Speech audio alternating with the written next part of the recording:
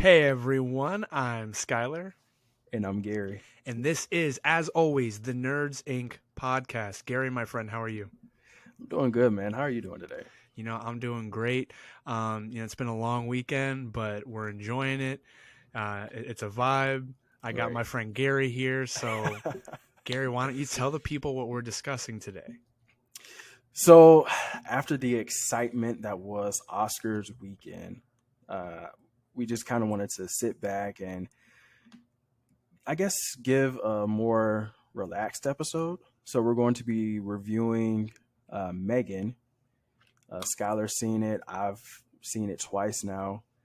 And then afterwards, we're going to just give a little bit of a recommendation as to what we're going to be or what we have been watching. And then we're going to also give a sneak peek into what's coming in the near future. Yes, yes. Always love keeping you on the edge of your seat for those that are listening. Right. So I'll go ahead and give a quick breakdown as to what Megan is about for those of you who haven't watched it and still are on the fence of watching it. It is on Peacock if you want to watch it. They have two versions on there. They have the theatrical version and then they have the unrated version.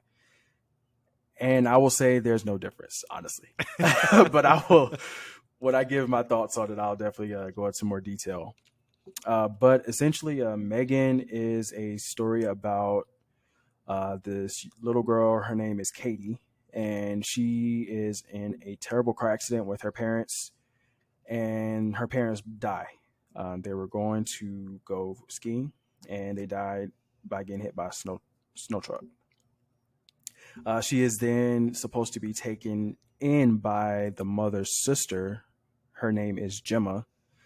And Gemma is a young, I would say, industrialist. She is very intelligent. She works with toy creation and robotics. She seems like an engineer, if I would say so. And at the age that Gemma is and what she's focusing on, she is not thinking about children at all. She takes Katie in though because she loved her sister, and as she's starting to try to get familiar with Katie, she realizes that she's not qualified to be her guardian. And a project that she's been working on for years called Megan, I believe it stands for like modified third generation. I can't remember the last two syllables of it, but it's a weird acronym. It's Model 3 Generative Android. Perfect. Yeah, weird. But it stands for Megan. And so she fully develops Megan, and Megan is there to be pseudo guardian, a confidant, a friend, somewhat of a psychiatrist, a teacher, all of that wrapped in one 4 foot tall doll. And things start to go weird when, as the story progresses, Megan starts to notice things like the neighbor next door and her dog being more of a nuisance. Um, she starts to notice the like people trying to bully and attack Katie when they're at this different retreat, and then she realizes that Gemma is trying to essentially axe her and cut the cord, and she does not appreciate that. And Megan goes full on Chucky and tries to attack people. So um, I'm not going to spoil the ending, but that is the gist of Megan. Skylar, your thoughts on Megan?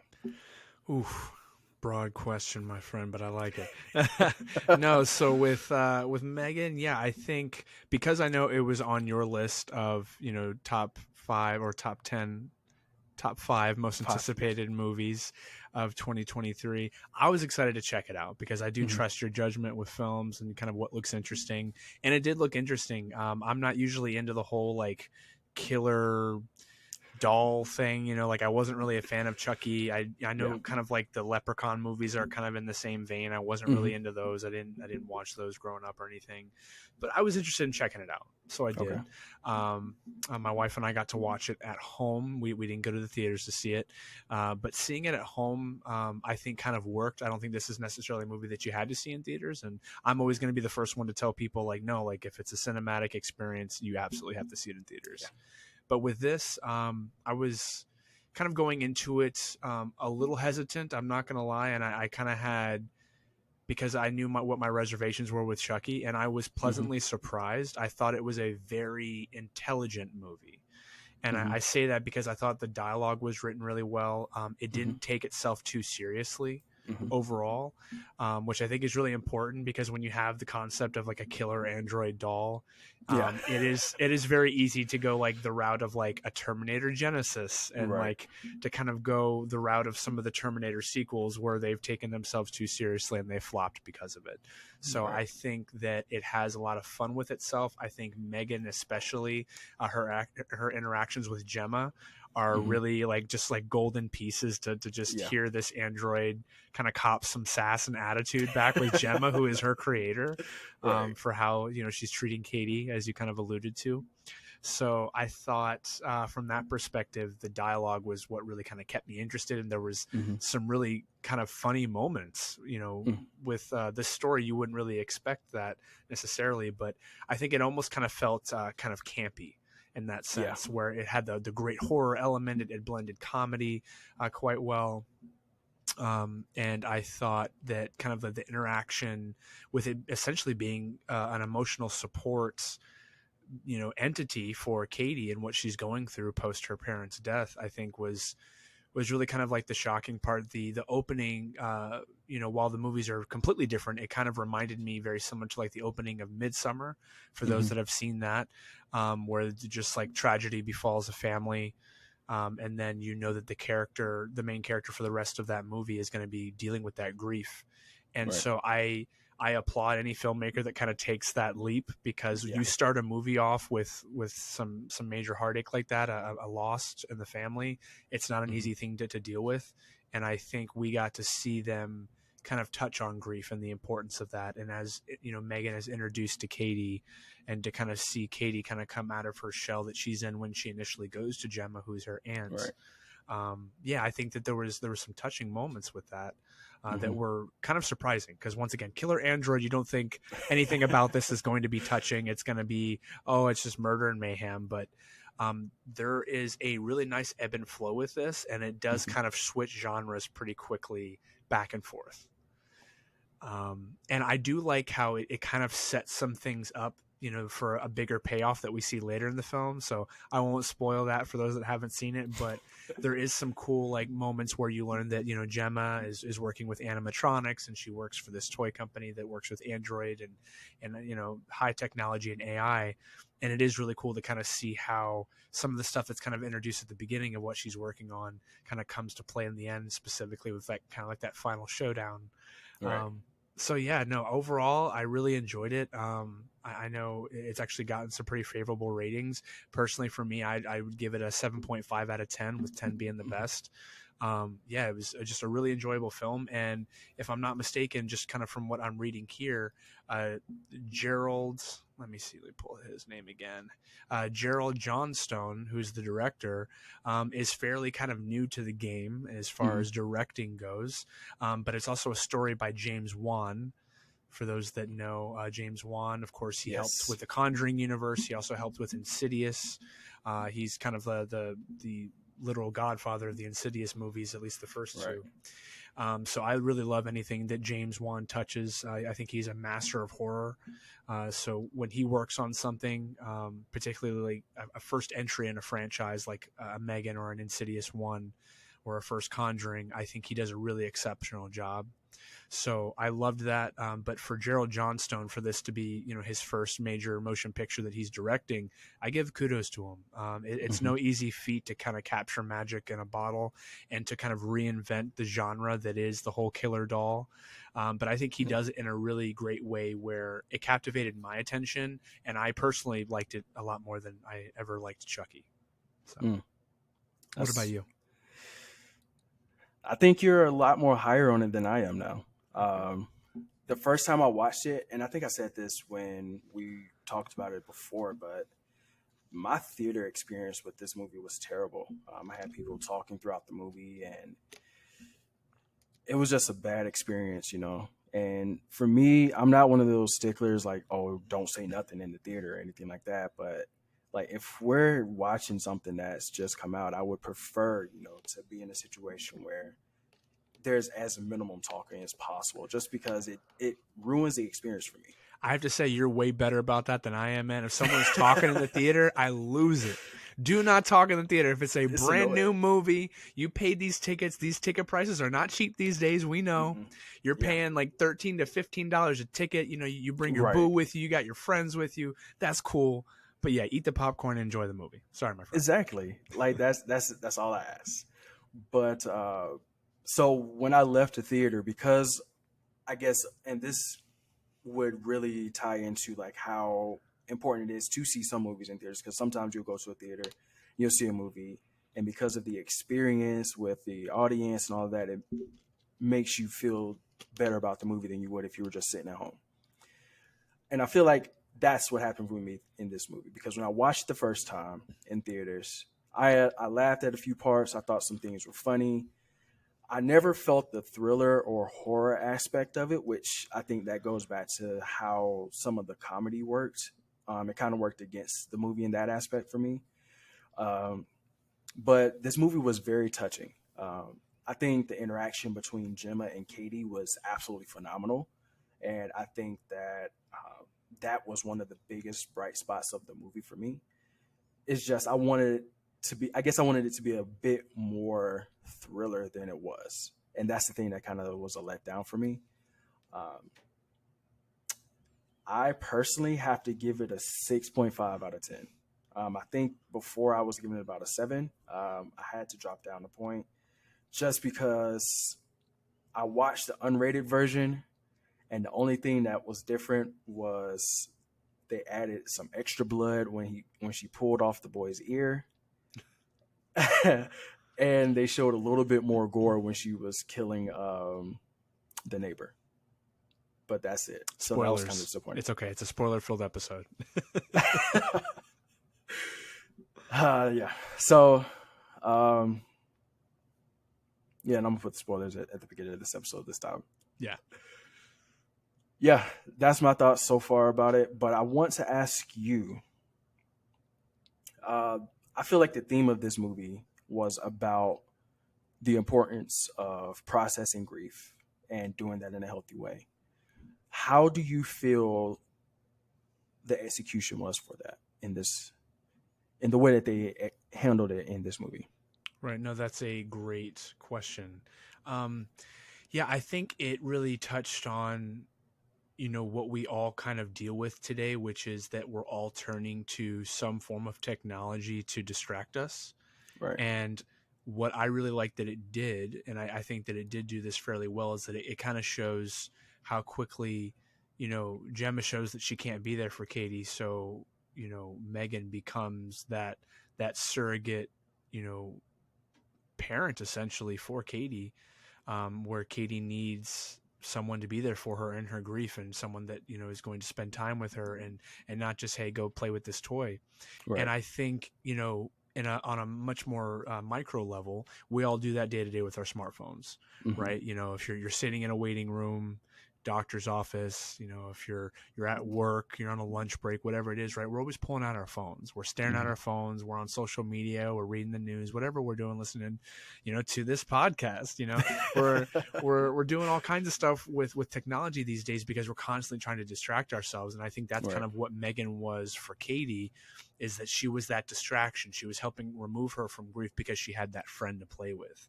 Because I think kind of the old adage of like time heals all wounds. Hmm. I personally disagree with that. I think it's more akin to, time isn't going to heal the wound, but it's going to help it scab over. It's going to Exactly. lessen the impact of it. It's going to lessen that pain. And I think that Megan is able to kind of buy Katie that time, because Right. when Katie first ends up with Gemma, we just see that it's just not a good fit for either of them. Hmm. So, yeah, I think it there were some moments where, particularly towards the end, you didn't really know how much the relationship had changed between Katie and Gemma. So that's Right. something that I would like to see explored. I know there's kind of like a hint of a sequel Right. at the end. So yeah, I mean, I would like to see kind of how their relationship evolves if it continues with them and their family, which I hope it does because I think that makes the most sense. Yeah. Um, so yeah, I think it kind of touched on it, kind of glossed over it, and I think we saw more of how much it was helping Katie with Megan. But I also Hmm. want to, like you said, I think that we could always use for more of those interactions between Gemma and Katie. I think those would be really really critical. Um, yeah, Yeah, that was something when I was rewatching it recently that really stood out to me. It seemed like that was kind of like what they wanted to focus on was that grief and how Katie was processing it and how she was using Megan as her, like you mentioned, the distraction to keep her from actually processing her grief. Because there's moments in the film where you see Katie just lashing out or she just gets uncontrollably angry, and it's like she doesn't understand why she's getting so angry, and she makes a mention of something that I thought was really key. She said, "This is towards the latter end of the film where she says, I don't know what's wrong. I just, whenever I'm not with Megan, I'm just so angry. I don't know how to control it." And it's like, that's how a lot of people are when something very tragic happens in their life. Instead of processing it, like you mentioned, they just gravitate towards whatever vice or technology that it is that allows them to escape it.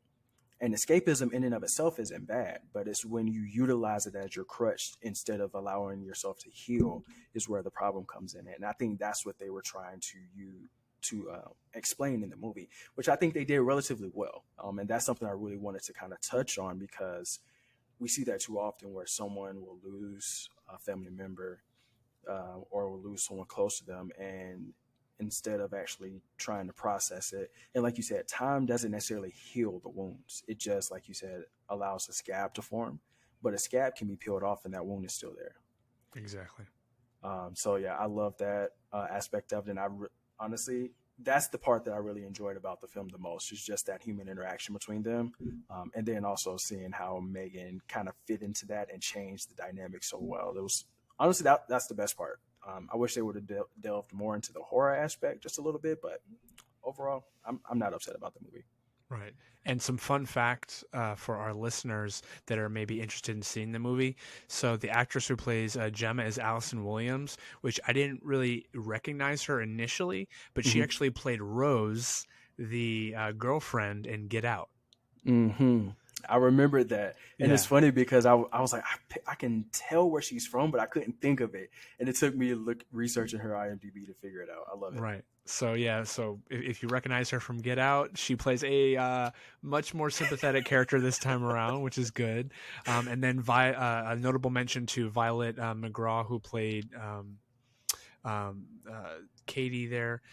So I thought that she was great in The Haunting of Hill House, Mm, which was just a great stand-up performance for her. I remember her in that series. So really just cool to see kind of where actors' trajectories go with these casting. But yeah, both stand-up performances for them for sure. yeah, and I would say I would say we need to keep an eye out for Violet in the future because she seems to have some acting chops, and she could definitely bring on a storm later in life. Yep. So, you ready to do some recommendations? Yes, sir. Always. So, what are you entertaining yourself with lately? So I'm enjoying some of the nerd classics, as we could say, I guess. I'm enjoying the new season of The Mandalorian, of course, which we will Nice, do a review once all of those episodes drop. I'm actually definitely. currently about 2 episodes behind, which I know is like a cardinal Me too. sin, but it's those Wednesday drops that I just can't Yeah, keep up with. I'm like, Disney Plus, please just do like a weekend drop like HBO. right. Just a Friday night or a Sunday night drop is just so much better for me. But I always end up forgetting it's a Wednesday drop, so I gotta play catch up with that. But I'm loving this season. I think it is kind of taking a little bit slower to kind of build, but I Yeah, have no doubt at all that it's going to have a nice payoff because that's what Dave Filoni and John Favreau do for us, or John Favreau do for us. right. I'm also I've really enjoyed. the first season of The Last of Us, which I Hmm. think we're definitely going to do a review on that because it was on our top 5 most anticipated shows of 2023. So Yes. that's going to be a fun review because Pedro Pascal, both in Mandalorian and in The Last of Us, I mean, he is killing it as Right. Daddy of the Year for 2023. We need to give him an award. Right. He is Daddy 2023 Pedro Pascal. We all want him as our surrogate father. Literally. Um, and then most recently, last night, I finally sat down to watch Knock at the Cabin, which was also on my list of most It was. anticipated movies for the year. So we'll definitely have to discuss more of that. What I can say is that um, the film was probably on par with kind of what I would have expected from M. Night Shyamalan, and that's not to say that Okay. it was bad. But I will say, like, the performances themselves were really what sold the film, and it Mm. is a very isolated film. You have these kind of 4 people that kind of come across Jonathan Groff and his family, so it is a relatively kind of small, contained cast, and yeah, it was interesting. Apparently, it's based on I believe a short story or a book. So Hmm. it is an adaptation, and I've personally found that M. Night Shyamalan's adaptations aren't always that great. Avatar: The Last Airbender, anyone, wasn't a good adaptation, but this I thought was a little bit more favorable compared to that. Okay.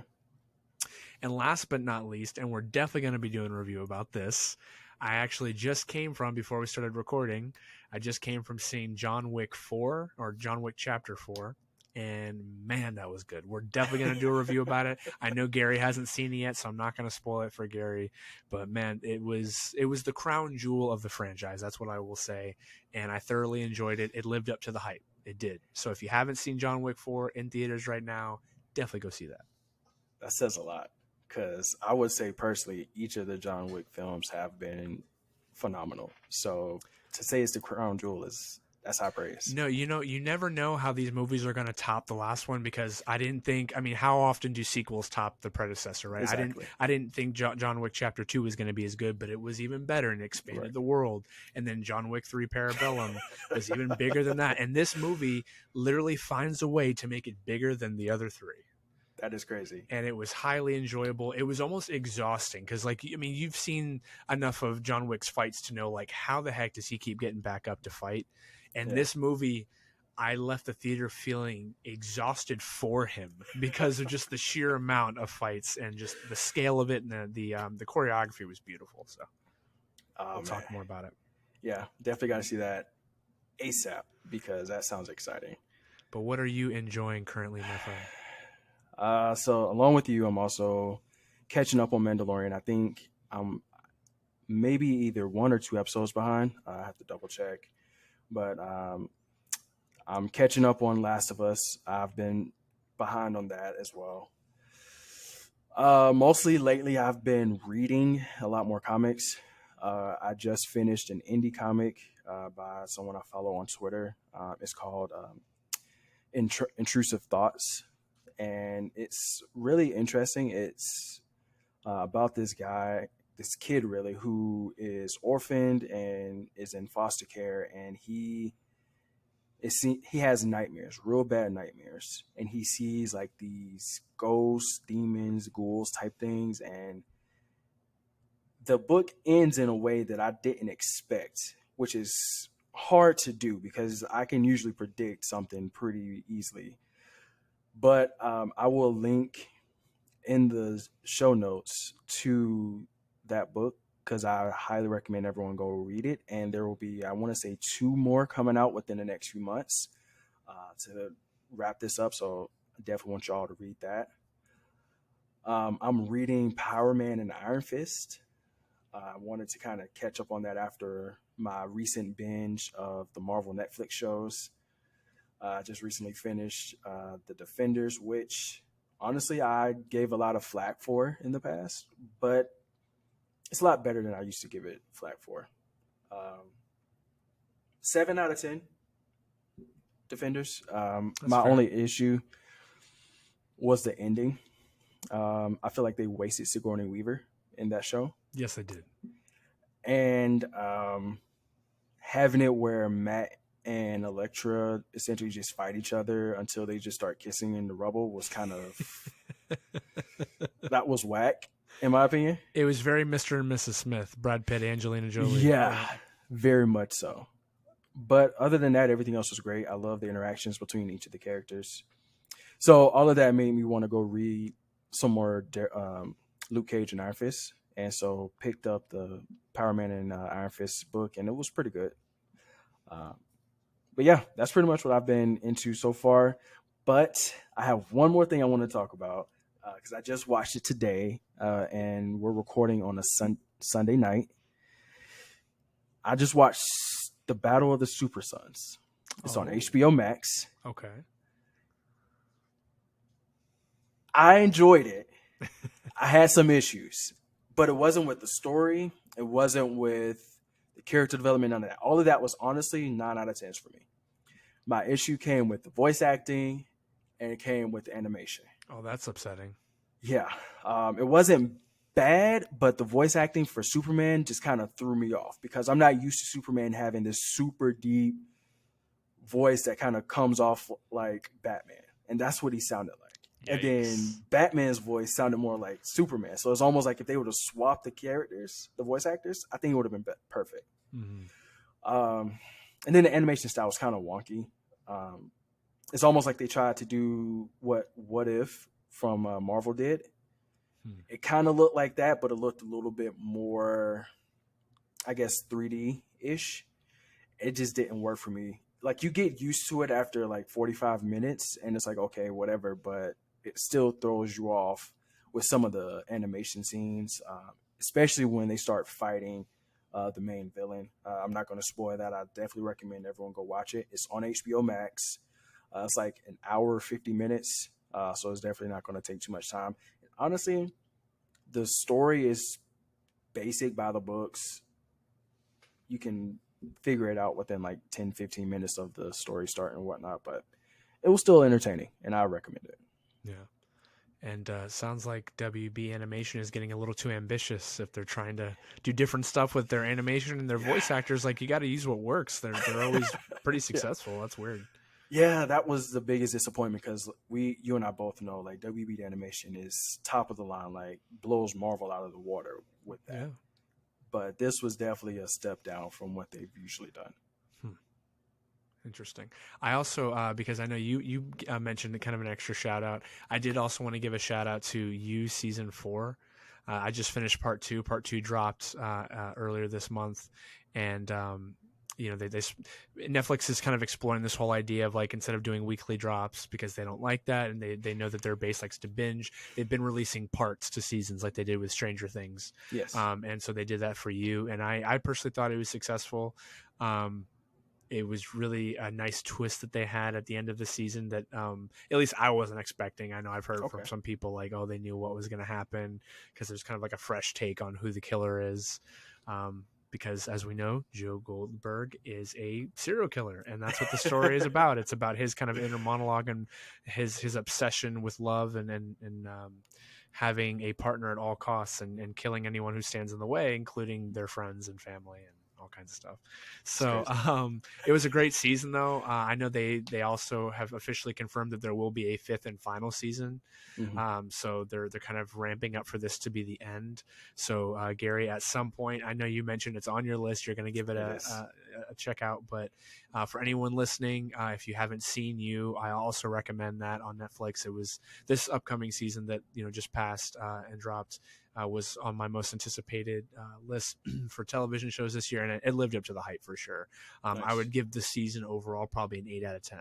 Wow. It's impressive. Yeah, it was good quality. The writing is always pretty great, and I did like how it was a twist from what we're normally expecting. That it kind of gets us out of Joe's head and his inner monologue, and kind of into more of the craziness around him. So I'm looking forward to that final season, and give it a watch if you've caught up and you just I forgot part 2 was dropping in March. Watch part 2. Nice. Love it. You ready to give these people a sneak peek into what we're going to be doing soon? Yes, yes, yes. What would you like to talk about? So, for those of you who may follow me on social media, I want to say what 3 years ago ran a movie tournament, and it was fun. would you say it was fun, Skylar? Like, Oh, I did you enjoyed enjoy it. it? Yeah. I think Nice. some of the voting was questionable, but I enjoyed it. The voting was definitely questionable. But I just recently got a reminder about it, and it made me realize like that's something we need to do. So I'm thinking every episode from here on for however long the tournament can last, we hit two parts of a bracket, and I'm thinking we will start that starting not this episode, but the next episode. We'll compile the list of, uh, I guess, competitors for the tournament. We're going to do a March Madness style. I like And it. what I'm going to do is set up the website that we're going to use to vote, and we'll have everyone send in their votes. And then we'll kind of just use a part of the episode of the podcast to discuss what the votes are, and then we'll go from there. You want to tell the people what kind of movies we're going to be voting on? We're going to hit. Okay, so that's the fun part. I'm glad you brought that up. So I was thinking of how to do this to where it's not too long, but something that also is entertaining enough for everybody. So I'm thinking the last 15 years from 2005, no, it's 2023, it's 2008 until now. Um, A lot of good and movies between now and then. Yeah. yeah, we'll break it up. We'll have separate brackets for action, for adventure, or we may mix those two because those are kind of the same. But we'll have those broken up into like genres. And what I'll do also, because I hate how the last time I did this, a lot of the Marvel movies started winning in certain brackets. We're going to have a separate bracket for superhero films. Thank you. So we're going to do that, and then we're just going to go each bracket, each episode, and we're going to have you all vote. So your voices are going to be what decides who wins. Skylar and I will just discuss it. And Skylar, I didn't mention this when I brought this up to you, but what do you think of periodically having a guest on to discuss this as well? You know, I like that idea a lot. I think we already have at least one person in mind. You know, we might be able to kind of pull a second person for this because I think it's always a fun discussion. Yeah, You know, these are all purely subjective, and it's just right. a lot of fun to be able to kind of do this bracket. So, yeah, I mean, for our usual listeners, please vote. This is going to be a really fun experience. I'm excited. So what I'll do is come next episode, I will have the website and everything linked in the description. So if you're listening on Amazon, on Apple, Spotify, or Google, or if you're watching on YouTube, assuming everything works like I want it to, you can use the link to access the website and start voting. And then come the next week after that, we'll release the first set of results. It's going to be a lot of fun. Make sure you vote. All right. Until next time. Until next time, everyone, I am Skyler. And I'm Gary. And we will see you next week. This is Nerds Inc. Podcast. I'll have a good one.